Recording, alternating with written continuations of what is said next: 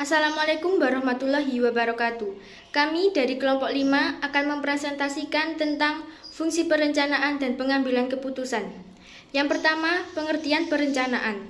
Perencanaan adalah proses yang dimulai dari penetapan tujuan organisasi, strategi untuk pencapaian tujuan organisasi tersebut secara menyeluruh.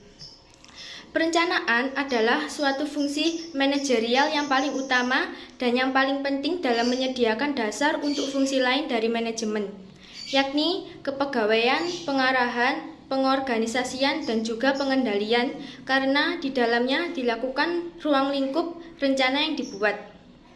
Adapun pengertian perencanaan dari sisi proses, yaitu proses yang paling dasar untuk memilih tujuan dan menentukan bagaimana tujuan dicapai.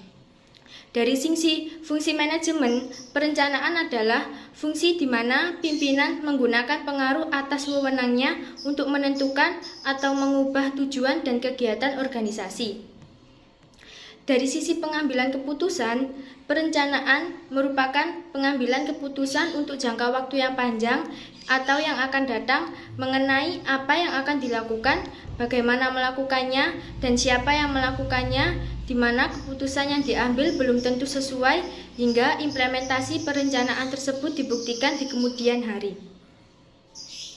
Tujuan dan fungsi perencanaan. Fungsi perencanaan sebagai fungsi utama dari kegiatan manajemen, karena dalam perencanaan seluruh rangkaian aktivitas yang akan dilakukan, mengapa dilakukan, kapan, di mana, dan bagaimana melakukannya.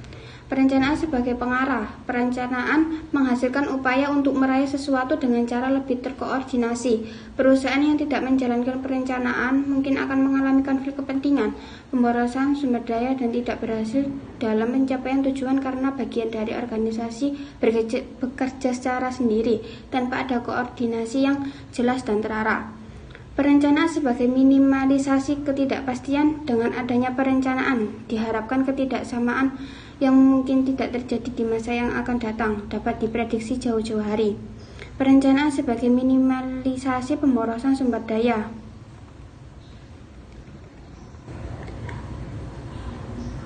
Organisasi yang dilakukan. Pemborosan yang terkait dengan penggunaan sumber daya yang dimiliki perusahaan akan biasa diminimalkan sehingga tingkat efisiensi dari perusahaan jadi meningkat. Perusahaan sebagai penetapan standar dalam pengawasan kualitas. Dalam pengawasan, perusahaan membandingkan antara tujuan yang ingin dicapai dengan realisasi di lapangan, mengevaluasi penyimpangan-penyimpangan yang mungkin terjadi, hingga mengambil tindakan yang dianggap perlu untuk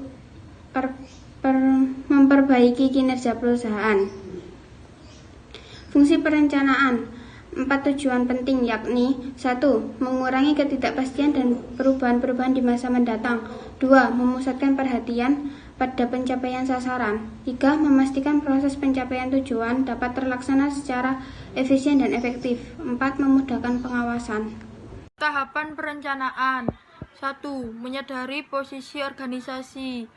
2. Menentukan tujuan dan sasaran. 3. Merumuskan tujuan dan sasaran yang ingin dicapai untuk seluruh organisasi bagi setiap unit di dalamnya. 4. Mempertimbangkan premis-premis. 5. Melakukan identifikasi dan komparasi tindakan-tindakan alternatif. 6. Melakukan pengambilan keputusan, menetapkan satu alternatif pilihan. 7. Berdasarkan hasil evaluasi pada tahap sebelumnya, maka diputuskanlah satu tindakan pilihan untuk dilaksanakan. 8. Merumuskan rencana-rencana dan anggaran. 9. Melalui tahapan ini, tindakan pilihan yang biasanya masih global diverifikasikan menjadi rencana-rencana taktis dan anggaran, yakni dilengkapi dengan keterangan nominal unit atau rupiah yang akan dicapai. Pengertian pengambilan keputusan. Pengambilan keputusan memiliki beberapa definisi dari beberapa ahli. Yang pertama, menurut Eisenberg dalam Lunebu 2010, Pengambilan keputusan adalah proses membuat pilihan dari sejumlah alternatif untuk mencapai hasil yang diinginkan. Definisi ini memiliki 3 kunci elemen. Yang pertama, pengambilan keputusan melibatkan pembuatan pilihan dari sejumlah pilihan. Yang kedua, pengambilan keputusan adalah proses yang melibatkan lebih dari sekedar pilihan akhir di antara alternatif. Yang ketiga, hasil yang diinginkan yang disebutkan dalam definisi melibatkan tujuan atau target yang dihasilkan dari aktivitas mental bahwa membuat keputusan terlibat dalam pencapai keputusan akhir. Selain itu, menurut Terry tahun 1994, pengambilan keputusan adalah pemilihan alternatif perilaku terhadap dari 2 atau lebih alternatif yang ada. Sementara menurut Wang dan Ruh 2007 berpendapat bahwa pengambilan keputusan adalah proses yang memilih pilihan yang lebih disukai atau suatu tindakan dari antara alternatif atas dasar kriteria atau strategi yang diberikan. Dasar-dasar pengambilan keputusan.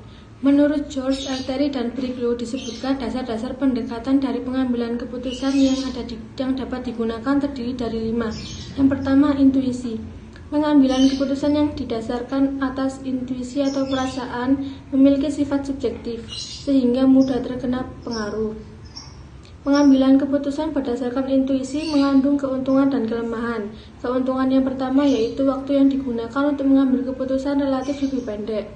Untuk masalah yang pengaruhnya terbatas, kemampuan mengambil keputusan dari keputusan itu sangat berperan. Kelemahan yang pertama, keputusan yang dihasilkan relatif kurang baik. Yang kedua, sulit mencari alat pembandingnya. Yang ketiga, dasar-dasar lain dalam pengambilan keputusan seringkali diabaikan. Yang kedua, pengalaman. Pengambilan keputusan berdasarkan pengalaman memiliki manfaat bagi pengetahuan praktis. Karena seseorang dapat memperkirakan keadaan, sesuatu dapat diperhitungkan untung ruginya terhadap keputusan yang dihasilkan. Yang ketiga, fakta. Pengambilan keputusan berdasarkan fakta dapat memberikan keputusan yang sehat, solid, dan baik. Dengan fakta, maka tingkat kepercayaan terhadap pengambilan keputusan yang dapat lebih tinggi, sehingga dapat menerima keputusan yang dibuat itu dengan rela dan lapang dada. Yang keempat, ada wewenang. Pengambilan keputusan berdasarkan wewenang biasanya dilakukan oleh pimpinan terhadap bawahannya, atau orang yang lebih tinggi kedudukannya kepada orang yang lebih rendah kedudukannya. Pengambilan keputusan berdasarkan wewenang memiliki kelebihan dan kekurangan. Kelebihan yang pertama, kebanyakan penerima adalah bawahan. Yang kedua, keputusannya dapat bertahan dalam jangka waktu yang lama. Yang ketiga, memiliki daya autentitas yang tinggi. Kelemahan yang pertama, dapat menimbulkan sifat rutinitas. Yang kedua, mengasosiasikan dengan praktik diktatorial. Yang ketiga, sering melewati permasalahan yang seharusnya dipecahkan sehingga dapat menimbulkan kekaburan. Yang kelima, logika. Pengambilan keputusan yang berdasarkan logika ialah suatu studi yang rasional terhadap semua unsur pada setiap sisi dalam proses pengambilan keputusan. Pada pengambilan keputusan yang berdasarkan rasional, bersifat yang dihasilkan yaitu bersifat objektif, logis, lebih transparan, karena untuk memaksimumkan hasil atau nilai dalam batas kendala tertentu. Pada pengambilan kepuasan secara logika, dapat beberapa hal yang harus diperhatikan. Yang pertama, kejelasan masalah. Yang kedua, orientasi tujuan. Yang ketiga, pengetahuan alternatif. Dan yang keempat, preferensi yang jelas. Yang kelima, hasil yang maksimal. Faktor-faktor yang mempengaruhi pengambilan keputusan dalam sebuah organisasi. Di sini saya akan menjelaskan 4 faktor yang mempengaruhi pengambilan keputusan dalam sebuah organisasi. Pengambilan keputusan selalu dilakukan dalam segala hal, baik itu di tingkatan individu maupun organisasi. Ada faktor-faktor yang mempengaruhi pengambilan keputusan dalam organisasi, dan seringkali prosesnya memakan waktu yang cukup panjang. Semakin kecil masalah atau skalanya, maka akan lebih cepat dalam pengambilan keputusan. Proses yang dilakukan untuk mengambil keputusan bertujuan untuk mendapatkan satu pilihan akhir, sehingga bisa mengeluarkan sebuah aksi atau tindakan berdasarkan keputusan yang telah ditetapkan. Apa saja tujuan dari pengambilan keputusan dan faktor yang mempengaruhinya? Sebelum saya menjelaskan faktor-faktor yang mempengaruhi pengambilan keputusan, saya akan menjelaskan tentang tujuan diambilnya sebuah keputusan. Fungsi diambilnya sebuah keputusan adalah menjadi awal dari aktivitas sebuah organisasi. Selain itu, juga berfungsi untuk masa depan dari organisasi tersebut yang dampaknya bisa saja berlangsung lama. Ada dua tujuan yang dalam pengambilan keputusan yang perlu diperhatikan. Pertama adalah tujuan yang sifatnya tunggal, yaitu keputusan yang diambil untuk menyelesaikan satu masalah saja. Apabila keputusan tersebut telah ditetapkan, maka tidak ada sangkut pautnya dengan masalah lainnya. Yang kedua, bertujuan untuk masalah yang sifatnya ganda. Ketika keputusan tersebut telah diambil, maka bisa digunakan untuk memecahkan beberapa masalah sekaligus. Jadi, dasar pengambilan keputusan bisa disesuaikan dengan jenis masalah yang sedang dihadapi oleh sebuah organisasi, sehingga keputusan memiliki tujuan yang jelas dan bisa langsung diterapkan. Faktor-faktor yang mempengaruhi pengambilan keputusan dalam sebuah organisasi. Tahapan dalam pengambilan keputusan juga perlu diperhatikan. Tujuannya agar keputusan yang dihasilkan benar, bisa menjadi solusi sebuah masalah. Tahapan dimulai dari mengumpulkan informasi supaya bisa mengidentifikasi masalah apa yang terkait dalam pengambilan keputusan tersebut. Baru dilanjutkan dengan merancang solusi yang bekerja sebagai alternatif dalam memecahkan sebuah masalah. Langkah ketiga adalah memilih solusi dari beberapa alternatif yang telah disiapkan. Terakhir adalah melaksanakan keputusan dan membuat sebuah laporan. Berhasil tidaknya, urutan dari teknik pengambilan keputusan tersebut juga dipengaruhi oleh beberapa faktor. Sebaiknya kenali faktor-faktor yang mempengaruhi pengambilan sebuah keputusan dalam sebuah organisasi. 1. Faktor internal. Masalah internal juga menjadi faktor yang seringkali mempengaruhi gaya pengambilan keputusan. Yang dimaksud dengan faktor internal bisa berupa kepentingan pribadi atau pengaruh dari kebiasaan lama. Pemimpin yang memiliki kedudukan tinggi seringkali mengalami masalah dengan faktor internal ini, karena bekerja sebagai penentu yang memutuskan alternatif dari sebuah keputusan. Oleh karena itu, orang yang berada dalam posisi ini haruslah bijaksana. Tujuannya agar keputusan yang diambil tidak menguntungkan pihak lain, apalagi pihak luar yang menjadi sumber masalah. Yang kedua adalah faktor eksternal. Pengaruh yang jadi faktor paling besar adalah adanya tekanan dari pihak luar organisasi tersebut. Bisa tekanan dari individu maupun organisasi yang lainnya. Adanya tekanan ini akan mempengaruhi proses pengambilan sebuah keputusan seperti lama waktu atau hasil keputusan. Dibutuhkan kepribadian yang baik sebagai pemimpin organisasi untuk tidak ragu dalam mengambil keputusan, walaupun muncul tekanan dari pihak luar, apalagi jika tekanan tersebut berasal dari organisasi atau kelompok lainnya. Tekanan dari kelompok luar bisa menimbulkan perpecahan di dalam sebuah anggota. Oleh karena itu, diperlukan solidaritas yang mengutamakan prinsip organisasi tersebut. Yang ketiga adalah ketersediaan informasi. Faktor-faktor yang mempengaruhi pengambilan keputusan cukup besar adalah soal situasi serta informasi yang tersedia. Kondisi adalah faktor utama yang akan menentukan daya gerak dalam organisasi yang menjadi sumber daya. Ketika kondisi kurang baik, maka sulit mencapai keputusan seperti antar anggota tidak bisa bekerja sama.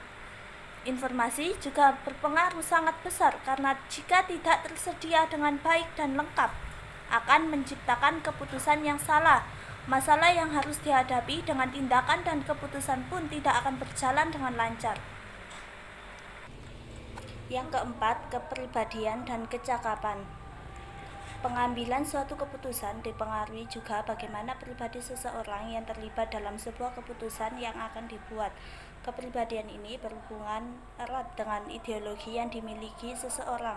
lebih personal dalam memikirkan bagaimana keputusan diambil segera. Selain itu, ideologi seseorang ini juga dipengaruhi oleh tingkah laku dan tindakan yang dominan dalam pengambilan sebuah keputusan. Cara berpikir dalam satu waktu yang sama antara satu orang dan orang lainnya tentu akan berbeda. Hal inilah yang pada akhirnya sebuah keputusan diambil dari berbagai pemikiran, penilaian, serta tindakan yang tepat dan respon yang cepat. Pemikiran ini juga dilakukan dengan menanggung beberapa resiko yang akan muncul setelah diputuskan sebuah keputusan. Proses pengembalian keputusan. 1. Proses pengembalian keputusan adalah suatu usaha yang rasional dari administrator untuk mencapai tujuan-tujuan yang telah ditetapkan pada bagian awal dari fungsi perencanaan. 2. Ia memerlukan kreativitas, keterampilan, kuantitatif, dan pengalaman. Urutan-urutan langkah-langkahnya yaitu sebagai berikut. 1. Penentuan masalah. 2. Analisa situs yang ada. 3. Pengembangan alternatif-alternatif. 3. Keputusan yang diambil akan dapat diasumsikan baik bila telah memenuhi ketentuan-ketentuan sebagai berikut. 1. Keputusan diambil sebagai pemecah masalah yang dihadapi. 2. Sedapat mungkin cepat dan tepat. 3. Bersifat rasional. Artinya dapat diterima akal sehat terutama bagi para pelaksana yang nantinya bertanggung jawab atas keputusan tersebut. 4. Bersifat praktis dan pragmatis. Artinya dapat dilaksanakan dengan kemampuan yang ada. 5. Berdampak negatif seminim mungkin. 6. Menguntungkan banyak pihak demi kelancaran kerja dan arah tujuan yang hendak dicapai. 7. Keputusan yang diambil dapat dievaluasi untuk masa yang akan datang. Keempat, apabila pengembalian keputusan tidak didasarkan pada kelima hal di atas akan menimbulkan berbagai masalah.